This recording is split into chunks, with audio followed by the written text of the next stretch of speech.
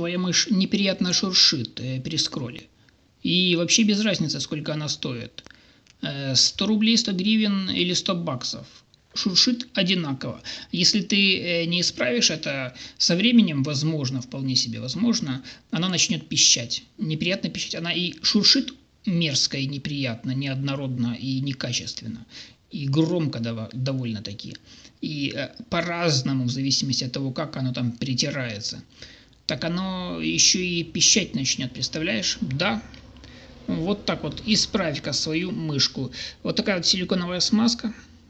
Ты просто-напросто протыкаешь в футляре от одноразовой иголки, делаешь в торце несколько дырочек, пшикаешь ее сюда, вот, но не на камеру уже, чтобы там все заляпало. Получается такая капалка.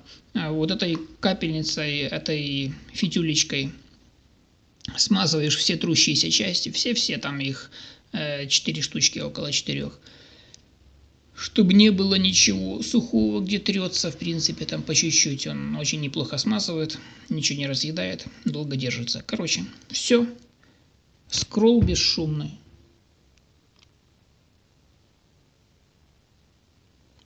Он совершенно бесшумный. Хотелось бы, чтобы вот все было настолько бесшумным, как этот скролл. Ну, все эти мышки делают по одному чертежу, грубо говоря. Ну, там пару штук есть разновидностей, а составные части, ну, практически по одному лекалу сделаны. Поэтому, ну, мало что ты сможешь найти внятное у каких-либо производителей за любую цену. Вот просто за любую цену. Такие вот дела.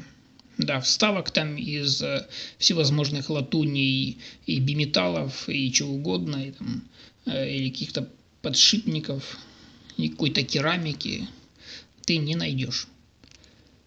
Оно все безбожно шуршит, потом пищит. Исправь.